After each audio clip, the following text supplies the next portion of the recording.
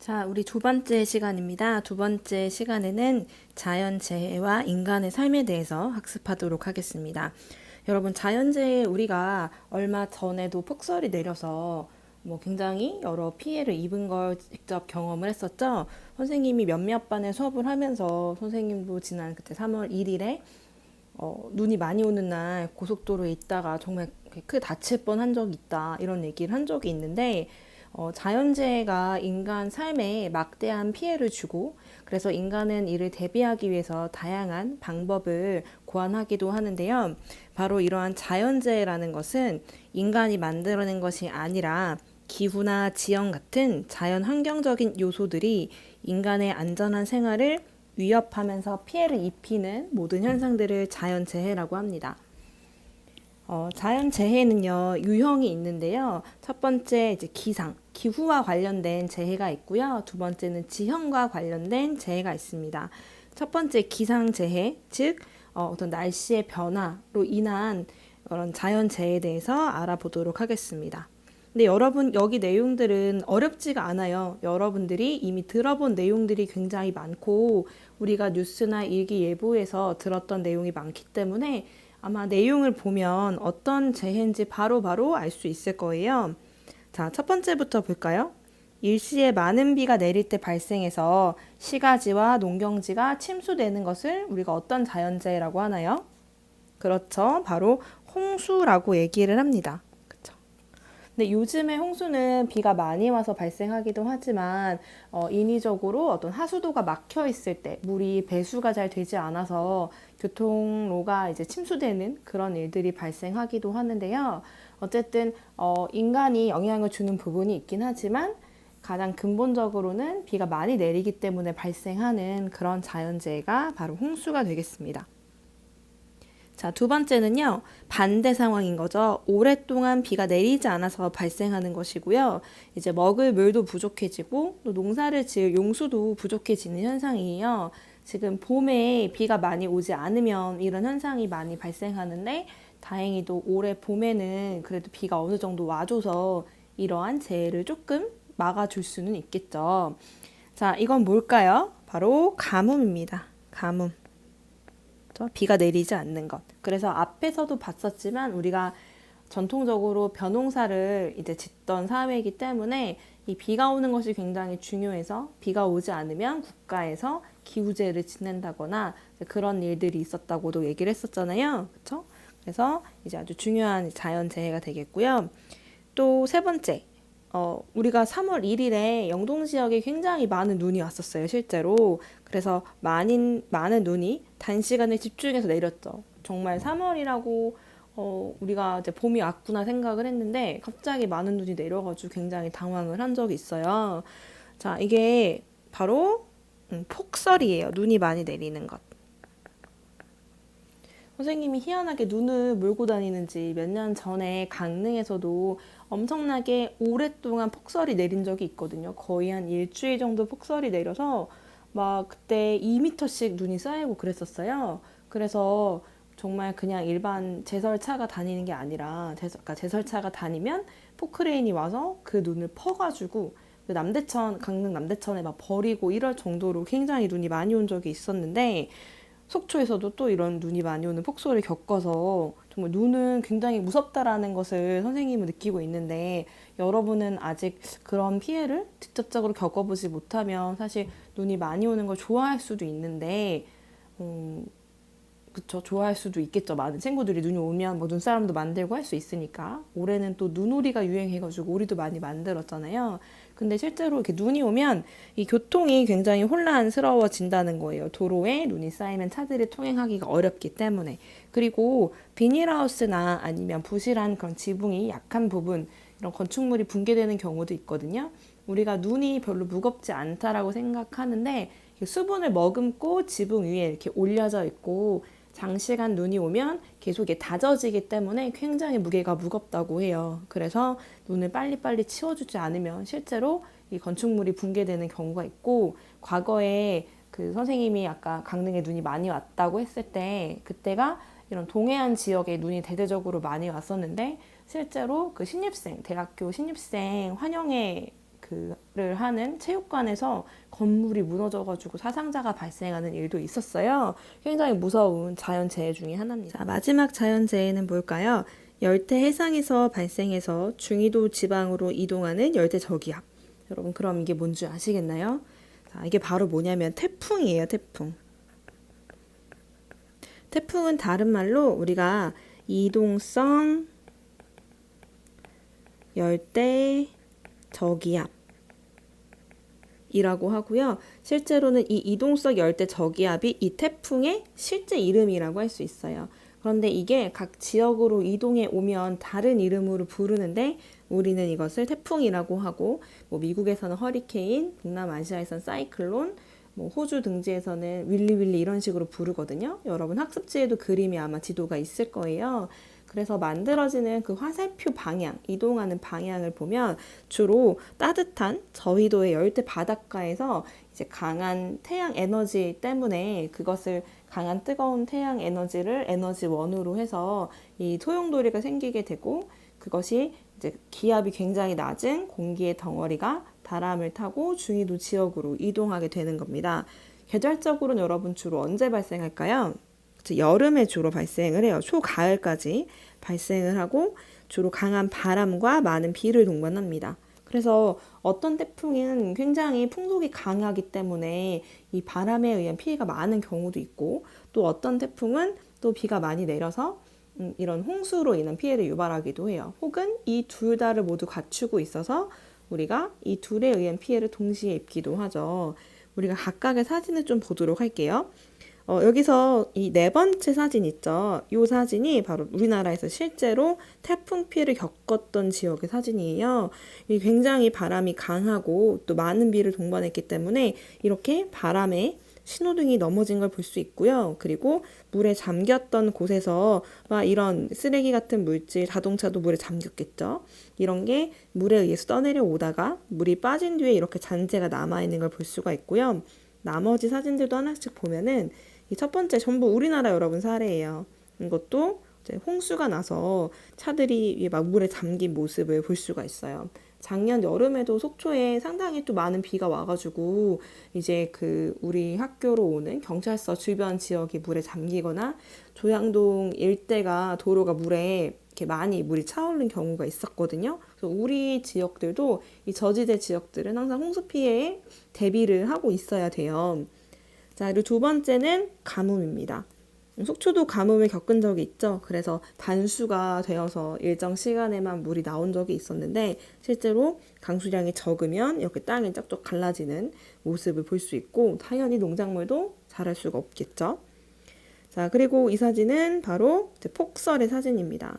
여기 눈이 굉장히 많이 와서 눈을 옆으로 다 이동을 시켜가지고 여기에 뭐 차와 눈이 뒤섞여서 보이지도 않는 상태가 되어버렸어요. 차들이 거북이 걸음을 하고 있는 거를 볼 수가 있습니다. 자, 그리고 여기 오른쪽에 있는 건요, 바로 태풍에 대한 설명인데요. 이 태풍은 우리 그냥 학습지에 있는 정도로 알아두면 되지만 혹시나 태풍이 어떻게 만들어지는지 조금 더 궁금한 친구가 있을 것 같아서 참고 자료로 넣어놨어요. 그래서 이 내용은 참고로만 보시면 되고요. 그냥 학습지에 있는 간단한 내용들, 교과서에 있는 내용 정도만 여러분 기억을 하면 됩니다. 자, 태풍이란 아까 저위도 지역의 바닷가에서 만들어진다고 했어요. 자, 그 지역은 기온이 높기 때문에 수증기가 달아올라서 생긴 이 저기압, 그러니까 중심 기압이 굉장히 낮은 공기의 덩어리예요.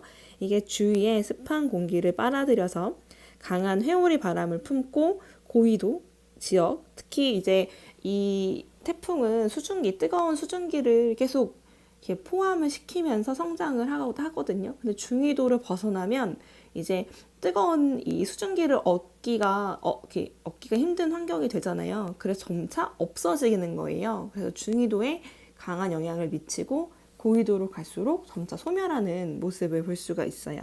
최대 풍속이 33m/s 이상 되는 비바람을 말한대요. 풍속이 아주 강한 비바람인 거죠.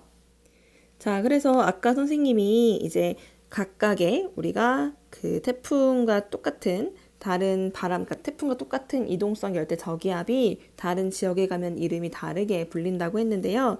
지금 이게 화살표로 나와 있는 지도는 시작점과 이동하는 방향을 알려줘요. 즉, 이 화살표 선이 시작되는 여기가 이제 출발점이라고 보면 돼요. 여기에서 만들어진 것들이 화살표를 따라 이동하는 건데요. 자, 지금 보면 오세아니아 태평양에서 만들어지는 이 태풍이 우리나라 쪽으로 이동해 오면서 영향을 미칠 때 우리나라, 중국 이런 곳이 이제 태풍이라고 이제 얘기를 하고요. 그다음에 미국 쪽은 허리케인, 그리고 오세아니아 쪽은 윌리, 그리고 이 아프리카나 그다음에 인도 요 지역은 사이클론이라는 이름으로 불립니다. 그래서 여러분이 뭐 허리케인 피해가 있었다 그러면 태풍을 떠올리면 됩니다. 자, 두 번째 자연재해 유형은요, 바로 지형과 관련된 지질, 즉 땅의 움직임이나 땅의 변화에 의해서 발생하는 자연재해입니다. 첫 번째, 급격한 지각 변동으로 인한 충격으로 땅이 흔들리는 현상. 우리나라는 자주 일어나는 건 아니지만 그래도 최근에 일어나는 횟수가 잦아지고 있거든요. 바로 이게 지진입니다. 이 지진 같은 경우에는요, 어디서 주로 발생하느냐, 우리가 살고 있는 땅은 여러분 이렇게 지구가 있으면 지구가 하나의 껍데기로 다 되어 있는 것이 아니라 사실은 이렇게 작은 조각으로 나누어져 있거든요. 이렇게 조각으로 나누어져 있어요. 여러분 생각을 해보면 그 수영장 있잖아요. 수영장에 물을 가득 담아놓고 선생님이 여기에 스티로폼 조각들을 이렇게 넓게 올려놨다고 생각을 해볼게요.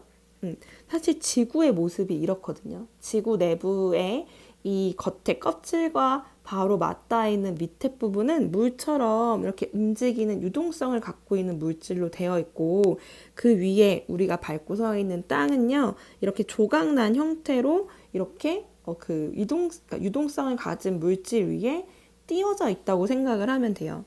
여러분, 그럼 이 수영장에 어떤 사람이 막대기를 넣어가지고 물을 휘휘 저어서 물을 움직이게 하면 이 판 조각들이 막 움직이면서 서로 부딪히겠죠? 실제로 지구에서도 이런 일이 벌어지고 있는 거예요. 지구 내부에 있는 그런 마그마가 이렇게 저렇게 막 움직이다 보면은, 그러니까 뭐 마그마라고 하긴 어렵겠지만, 그러니까 지구 그 밑에 있는 그 멘틀이라고 하죠. 그 부분이 막 움직이면 그 위에 있는 지각판이 서로 움직이면서 충돌에 의한 어떤 진동이 발생하기도 하고요. 또 이렇게 두 개의 판이 멀어지면서 그 틈으로 이 멘틀이, 즉 마그마의 형태로 위로 올라오기도 하는데요. 바로 이렇게 이 각각의 판이 만나는 이 부분들을 우리가 판의 경계라고 얘기를 해요. 판의 경계. 자, 여러분 학습지에 이 자료를 좀 볼게요. 실제로 보면요, 지금 나와 있는 이 각각의 붉은 선이 이렇게 큰 조각들을 보여주고 있는 거고요. 실제로는 이 내부에서도 작은 조각들이 더 있는 경우들이 있는데 크게 이런 판들로 구성이 되어 있고 이 판들은 서로 이렇게 만나기도 하고요. 혹은 어딘가에서는 서로 이렇게 멀어지기도 해요. 서로. 그쵸? 그러면 어쨌든 이렇게 움직이면서 진동이 발생하니까 이렇게 판의 경계에 있는 부분, 판과 판이 만나는 이런 부분들은 지진과 화산 활동이 잦을 수밖에 없어요. 그래서 여기 보면 이제 검은 점으로 찍혀 있는 게 지진의 발생 지역이고요. 그다음에 뾰족한 삼각형으로 되어 있는 게 화산의 분포 지역인데 이 두 개 다 모두 이 판의 경계부에 집중되어 있다라는 걸 볼 수가 있는 거죠. 그렇죠? 자, 그러면 아까 다시 돌아와서 첫 번째, 그래서 지각판이 서로 충돌하거나 분리되는 판의 경계에서 지진이 자주 발생하고, 또 두 번째로 화산 역시도 이런 판의 경계에서 주로 이제 분포를 합니다. 화산이란 거는 땅속의 마그마가 이 지각 사이에 그 판의 경계부 있죠. 그 부분을 뚫고 땅 위로 솟구쳐 오르는 현상을 화산이라고 하고요. 지진 발생 지역과 대부분 동일한 이 판의 경계 지역에 분포하게 됩니다. 근데 물론 판의 경계가 아닌 부분에서도 화산이 발생하는 경우는 간혹 있어요. 우리나라 제주도라던가 독도, 울릉도 같은 경우에는 이제 열점이라고 해서 이 판과는 상관이 없이요. 그냥 판 중간에 고정적으로 화산이 분출하는 이제 이거 핫스팟이라고 하거든요. 열점이 실제로 분포하는 거예요. 그런 곳에서도 화산이 분출하기는 하지만 대부분의 아주 큰 화산이나 지속적으로 화산이 분출하는 곳들은 대부분 다 이런 판의 경계부에 분포하고 있어요. 열점이 여러분 교과서에도 안 나오고 사실 중요한 게 아닌데 말해주는 이유는 여러분 이렇게 화산이 판의 경계에 주로 분포한다라고 얘기를 하면 아 그럼 제주도도 판의 경계에 해당하는가? 이런 생각을 할 수 있어서 얘기해 주는 거거든요. 근데 우리나라에 있는 화산들은 이 판의 경계와는 사실은 관계가 없는 화산이다. 그런데 대부분의 화산은 이런 판의 경계에서 나타난다. 이렇게 여러분 이해하면 되겠습니다. 자, 마지막은요. 바로 지진 해일입니다. 여러분 이제 쓰나미는 들어보셨죠? 자, 이제 지진 해일이 즉 쓰나미인데요. 해일이란 거는 거대한 파도가 해안을 덮치는 현상을 얘기합니다. 그럼 이런 해일이 발생하는 이유가 뭐냐면 바로 지진 때문이라는 거죠. 어디에서의 지진? 어떤 해저에서의 지진이라는 거예요. 그래서 이것이 발생하는 원리를 본다면 우리가 어떤 파도라는 것은 이러한 물결의 모양으로 이제 해안까지 도달하게 되는데요. 이 가장 높은 곳에서 가장 높은 곳에 이 길이가 있잖아요. 그쵸? 우리가 수심과 비례했을 때, 그러니까 수심과 비교했을 때 이 길이 있죠. 가장 파도가 높은 부분의 길이가 수심과 이렇게 수심이 요 가장 긴 부분의 2분의 1 정도가 되면 이 파도의 높이가 높아지기 시작하거든요. 그런데 이 지진해 같은 경우에는 굉장히 긴 파동의 형태예요. 즉, 이 길이가 굉장히 길어요. 그래서 이거의 절반 정도, 즉 수심이 별로 깊지 않은 곳에서부터 파도의 높이가 굉장히 높아진 상태로 해안에 도달하게 되는 거예요. 이게 상대적으로 이렇게 짧은 파동이라고 할 경우에는 이 길이가 짧기 때문에 수심이 2분의 1이라고 해봤자 굉장히 작죠. 그러니까 즉 해안 가까이 왔을 때여야지 파도의 높이가 높아지기 시작을 하는데 이 해일 같은 경우에는 이 파장이 엄청 긴 형태로 형성이 되기 때문에 아주 먼 바다에서부터 바닷물의 높이가 굉장히 높아진 상태로 해안까지 밀려와서 실제로 이 해안 주변에 있는 마을들을 덮치게 되는 거예요. 즉 여기서 보는 것처럼 해안에 가까워지면서 속도는 줄지만 점차 파도가 높아진다라고 나와 있죠.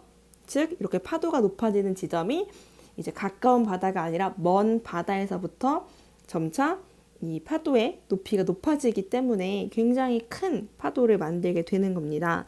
바로 이런 쓰나미가 자주 있지는 않지만 일본 같은 경우에는 이 판의 경계부에 있기 때문에 이런 쓰나미 피해를 많이 입었었고요. 우리나라는 상대적으로 이런 쓰나미의 피해는 덜한 편인데요. 해안가 주민 사람들에게 엄청난 피해를 입히는 경우가 많습니다. 자, 그럼 자연재해가 발생하면 어떤 일이 발생할까요? 자, 당연히 이제 굉장히 위험한 경우들이 많아요. 사람의 생명을 이제 위태롭게 하는 이런 인명의 피해와 재산상의 피해를 동반하게 되는데요. 여기 실제로 보는 것처럼 지진이 발생했을 때 이렇게 건물이 붕괴되는 경우들이 있고 또 건물이 붕괴되지 않더라도 뭐 이제 건물 내부에 있는 시설물들이 이제 막 망가지거나 추락하면서 그로 인한 어떤 뭐 그런 인간이 상처를 다칠 수 있는 그런 경우들이 생길 수 있는 거죠.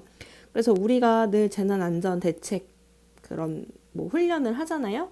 그랬을 때 여러분들이 뭐 이런 지진이 발생했을 때 어떻게 해야 한다. 책상 밑으로 우선 들어가서 머리를 보호하고 진동이 멈췄을 때는 이제 밖으로 이동한다. 이런 것들을 이제 매년 우리 교육을 받고 있는데 바로 이런 인명 피해를 최소화하기 위해서 우리가 그럼 대비를 하는 거죠. 실제로 여기 보이는 이 곳은요. 폼페이라는 곳이고요. 과거에 굉장히 문명이 발달했던 고대 도시인데 베수비오 화산이라는 이탈리아의 화산이 있어요. 그 화산이 분출하면서 이 지역이 멸망했다라고 이제 알려져 있고 실제로 이것이 영화로도 제작된 적이 있는데요.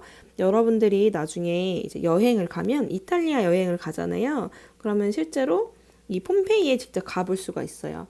주로 나폴리라는 도시죠. 여러분 나폴리 피자 알죠?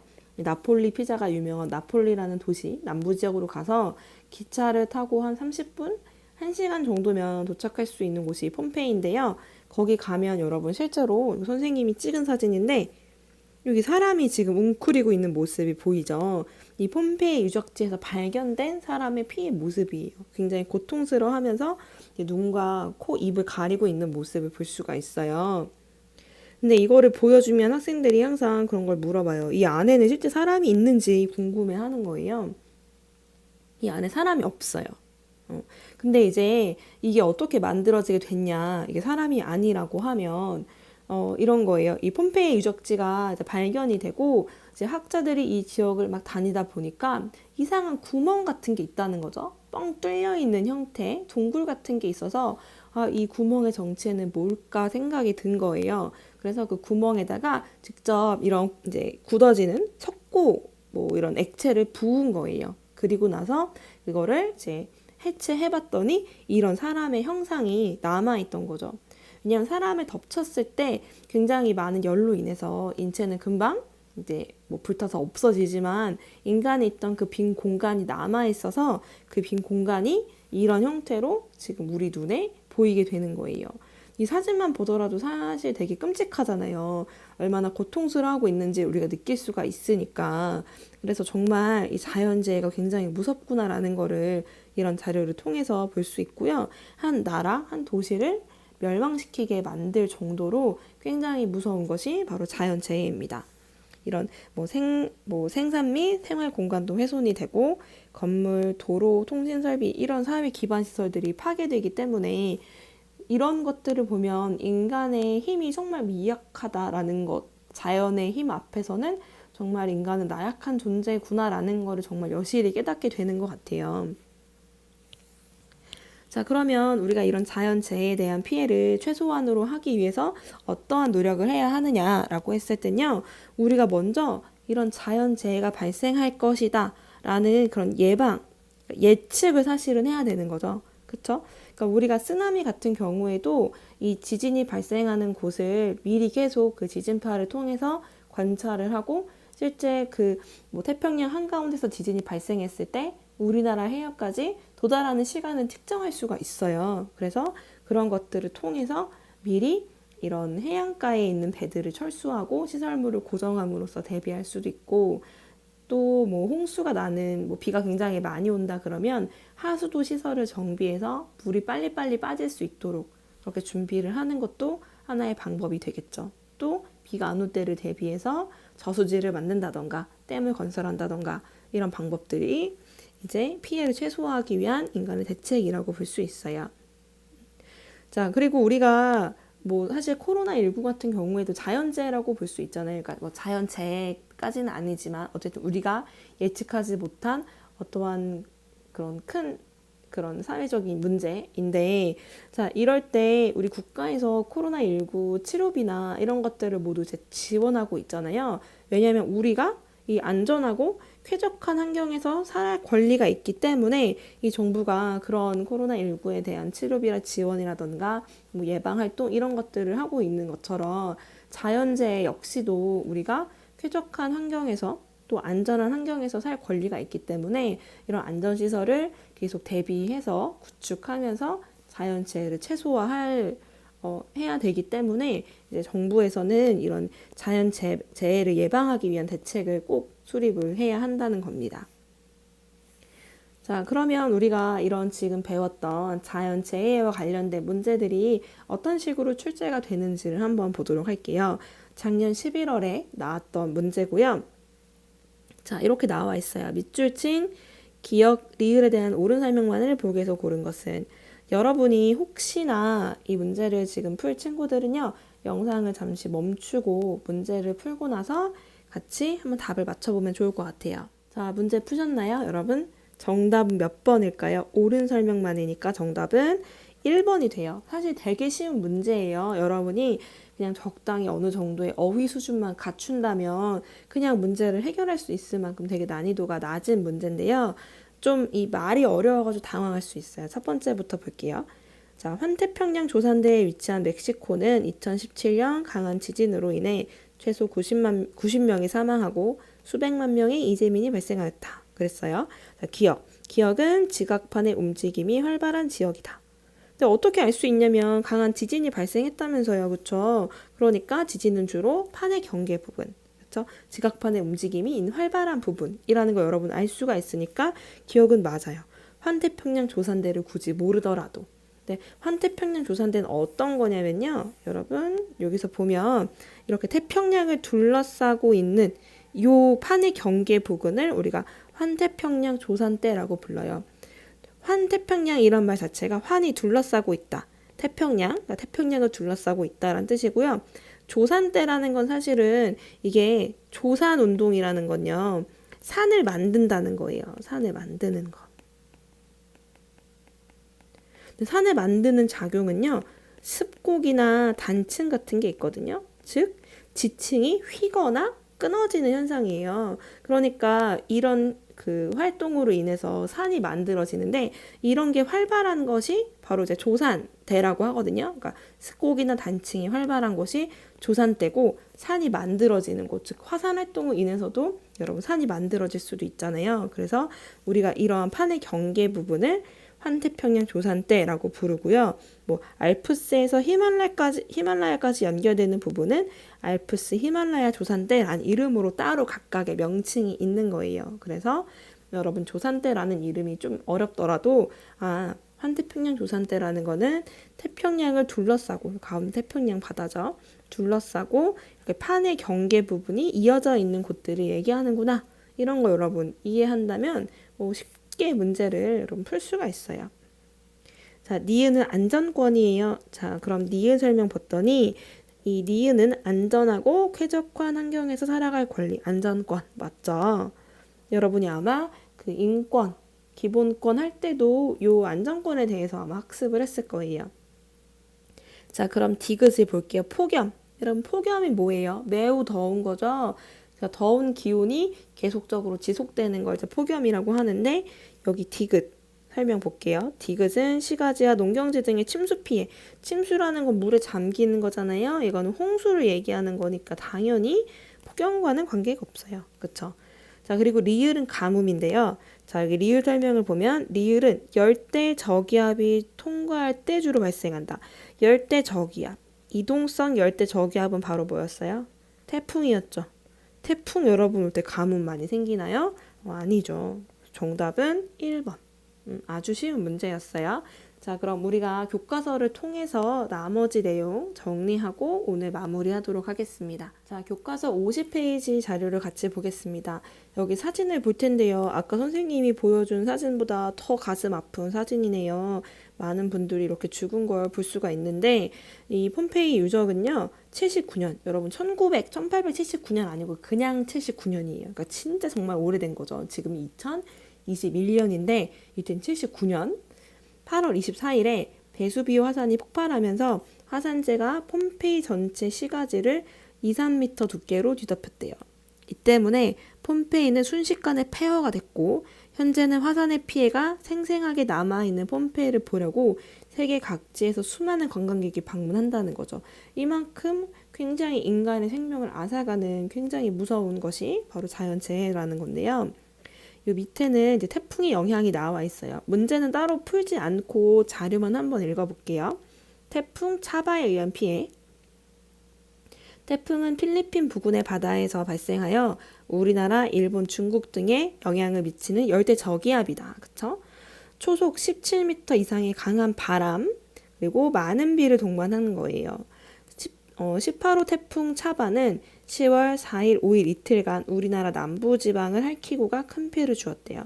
특히 울산은 10월 5일, 주로 여러분 이렇게 초가을까지도 이 태풍의 피해가 발생하기도 해요. 여름부터 초가을까지. 그래서 이때도 이제 가을에 태풍이 찾아온 거죠. 그래서 여름이 지나도 안심할 수가 없어요. 태풍 피해는. 이 300mm가 넘는 집중호우, 단시간에 많은 비가 내릴 때 집중호우라고 얘기를 해요. 그래서 300mm가 넘는 비가 내렸고요. 피해가 아주 컸다라는 거죠.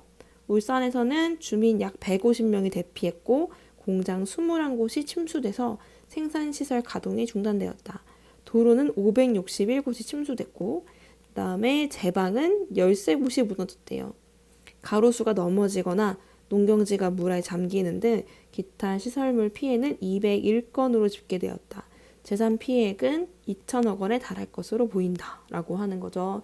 바로 태풍이 이렇게 인명과 재산상의 피해를 준 것, 강한 바람과 많은 비로 인해서 그 내용을 확인할 수 있었고요. 자, 그리고 이제 오른쪽에 보면요. 이제 자연재해에 어떻게 대응을 해야 하느냐라는 내용이고요. 우리 헌법에 이렇게 보장되어 있다라는 거예요. 안전권이 보장되어 있대요. 자, 어떤 내용이 있냐? 헌법 제34조 1항을 보면 모든 국민은 인간다운 생활을 할 권리를 갖고 이제 국가는 재해를 예방하고 그 위험으로부터 국민을 보호하기 위하여 노력해야 한다. 바로 이제 안전권에 대한 이야기죠. 모든 국민은 건강하고 쾌적한 환경에서 생활할 권리를 가지며 국가와 국민은 환경 보전을 위하여 노력하여야 한다. 그래서 국민이 이런 재해로부터 보호받을 권리를 보장하고 있다는 것을 확인할 수가 있습니다. 자, 볼게요. 자, 주요 지진인데요. 이제 사망자 수가 굉장히 많았던 게 IT 지진이에요. 2010년에. 이때 뉴스에서도 실제로 이제 지진이 발생했을 때 얼마나 피해 상황이 심각한지를 보여준 적이 있는데 그거 보고도 정말 엄청 깜짝 놀랐거든요. 여러분도 아마 혹시 본 기억 있나요? 여러분 아주 어릴 때라서 잘 기억이 안 날 수도 있는데요. 뭐 최근에는 네팔에 지진이 발생해가지고 여러분 그 피해의 모습은 아마 보지 않았을까 싶어요. 그래서 이런 피해를 줄이기 위해서는요. 일본 같은 경우에는요. 특히 이렇게 아파트에 유리를 잘 안 해놔요. 나중에 여러분이 일본에 여행 가거나 그랬을 때 이 모습을 보면 실제로 우리나라와는 다르게 이 베란다에 이렇게 다 유리가 없어요. 지진이 발생했을 때 유리가 깨지면 굉장히 위험하기 때문에. 그리고 이제 창문에도요. 이렇게 빌딩이 있으면요. 창문들이 이렇게 쭉 있잖아요. 근데 창문에 이렇게 화살표 스티커가 붙여져 있는 곳이 있어요. 이렇게 화살표 스티커가 한 층에만. 근데 실제로 여러분이 이거를 인식하지 않고 일본에 여행을 가면은 아무것도 눈에 안 들어오는데 이 스티커를 알고 여행을 가면은 진짜 건물마다 이 스티커가 붙어 있는 걸 발견할 수 있거든요. 이게 뭐냐면 여기가 비상구가 있는 위치예요. 비상구. 그러니까 건물 안팎에서 그 건물의 비상구가 어디 있는지를 직접 눈으로 확인할 수 있고 만약 건물이 붕괴되거나 했을 때 어떤 구조 작업, 사람들을 구조하기 위해서는 이런 비상구를 먼저 이제 찾아야지 사람들이 거기에 많이 이제 이동하기 때문에 거기 피해를 입은 사람들이 많을 거 아니에요. 그러니까 비상구를 바깥에 스티커로 표시를 해주기도 합니다. 자, 그리고 전봇대도 이렇게 시옷자 모양. 그러니까 쉽게 넘어지지 않기 위해서 이렇게 시옷자 모양으로 지진에 대비하고 있는 모습을 볼 수가 있어요. 일본이 이렇게 지진 피해가 굉장히 많기 때문에 내진 설계가 잘 돼 있는데 우리나라도 최근에 짓는 건물들은 이 내진 설계, 즉 이 건물이 진진에도 진동에도 쉽게 붕괴되지 않도록 하는 그런 설비들을 갖추고 있는데요. 그래서 요즘에 짓는 건물들은 이런 것들을 많이 갖추고 있어요. 그래서 이 지진으로 인한 피해가 엄청 크고 이로 인해서 다양한 건축 이런 물들을 이용해서 대응하고 있다라는 걸 확인하면 되겠습니다. 자, 여러분 힘드시죠? 이제 마지막 기지개 한번 펴고 우리 여기 자료 한 번씩 읽어보고 우리 오늘 마지막 마무리 할게요. 52페이지입니다. 세계는 자연재해에 어떻게 대응했을까? 첫 번째, 미국 허리케인. 여러분 이 허리케인은 우리나라의 뭐와 같은 거라 그랬어요? 바로 태풍이라고 얘기했죠. 태풍은 강한 바람과 많은 비를 동반하는 자연재해라고 했어요. 그렇죠? 자, 그랬을 때 자, 발생. 열대 저기압인 허리케인은 이동 경로에 따라 강풍과 폭우에 의한 피해가 심각하고 이 지역이 이 카트리나의 위력에 의해서 제방이 무너지면서 도시의 80%가 물에 잠겼대요. 뉴 올리언스 주가 이제 카트리나로 인해서 많은 피해를 입어가지고 이게 우리나라에도 많이 이제 보도가 됐었거든요. 그래서 여기 보면은 2005년 8월에 발생한 카트리나고요. 이제 여기 보면은 재산 피해가 뭐 1,080억 달러, 그다음에 이재민이 110만 명, 확인된 사망 실종자만 2,500명을 넘어서 미국 역사상 최악의 자연재해로 기록이 됐대요. 그다음에 이 뉴 올리언스 주가 지형적으로 약간 저지대예요. 해안가에 있는 도시인데 또 불구하고 그래서 이런 원인이 더 이 지역의 피해가 큰 원인이기도 했었어요. 자, 대응을 어떻게 했냐? 굉장히 대응 과정이 부실해서 인명피해가 컸대요. 왜냐면 이 지휘 체계가 불명했기 때문에 그렇다라는 거예요. 그래서 굉장히 효율성이 낮았다라는 평가를 받았는데 그 이후에 재난관리 개혁법을 마련을 했대요. 그래서 재난관리청의 기능을 강화하고 재난 대비의 시민 참여의 폭을 넓혔다라는 거죠. 우리나라도 지금 코로나19 대응을 그래도 초기에 되게 잘했다라는 평을 많이 받았는데 그게 이전에 있었던 메르스 사태를 겪었기 때문에 그걸로 인해서 뭐 질병관리본부, 지금 질병관리청이 되었죠. 거기에 어떤 시스템이나 그다음에 어떻게 대응해야 되는지 이런 매뉴얼들이 미리 만들어져 있어서 훨씬 대응을 잘했다라고 하더라고요. 근데 여기도 이런 굉장히 큰 자연재해를 겪고 나서 이런 관리 체계를 더욱더 잘 마련을 해가지고 미래의 자연재해에 대비하는 거죠. 물론 이런 재해가 생기기 전에 마련했으면 가장 좋았겠지만 그래도 늦게라도 이러한 대책을 마련을 했네요. 자, 그리고 2011년에 일본에 쓰나미가 발생했을 때 일본이 어떻게 이제 대응을 했는지를 보도록 할게요. 여기 보면요. 이 지역이 특히나 여러분 사회 기반 시설, 주택, 농경지 이런 데가 굉장히 이제 해안 지역이 막 휩쓸었는데 특히 이제 후쿠시마 원자력 발전소가 전력 차단 때문에 원자로의 냉각 장치 작동을 멈추자 과열로 방사능 물질이 누출됐다. 지금 이게 아직도 문제가 되고 있는 거죠. 이때 후쿠시마 원전에서 이런 방사성 물질들이 많이 누출이 됐고 이게 지금 문제가 되는 게 다시 이거 해안으로 이거를 뭐 정화한 물을 방출한다고 해가지고 냉각수 방출한다고 해서 지금 엄청난 이슈가 되고 있잖아요. 우리 동해나 우리가 굉장히 인접한 바다는 즉각적인 피해가 발생할 수 있기 때문에 이게 지금 이제 이슈가 되고 있는데 이러한 문제가 생긴 원인이 바로 이런 쓰나미 때문이었다라는 거예요. 그래서 여기 보면 일본 총리는 쓰나미 발생 후에 도쿄의 비상작전 지휘소를 구성하고 많은 구조대원과 일본 자위대가 위기에 대처했는데 워낙 유례 없이 강력한 쓰나미가 덮쳐서 초기 대응에 실패하자 매우 피해가 커졌대요. 그리고 뭐 사람들이 극심하게 공포에 떨어야 했고 여진이 발생하면 인근의 대피소로 침착하게 대피를 했다라고 하는 거죠. 그래서 이후에 예방 시스템을 정비했다라고 합니다. 자, 마지막 53쪽. 인도네시아도 2004년에 쓰나미가 발생했는데요. 실제로 여기 이 전과 후 사진을 보면은 이 주변 해안가 마을들이 모두 이렇게 물에 휩쓸려 나가가지고 소실된 거를 볼 수가 있어요. 그쵸? 그래서 많은 해안 지역이 피해를 입었다라는 거를 여러분 알 수가 있습니다. 그래서 오늘 여러분 앞에 1차 시에는 다양한 지형에서 사람들이 어떻게 살아가는지를 봤고요.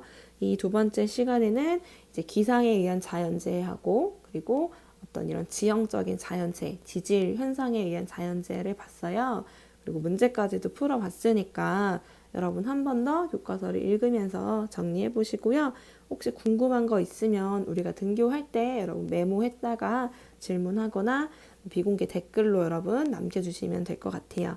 자, 그럼 우리 다음 주에 만나요.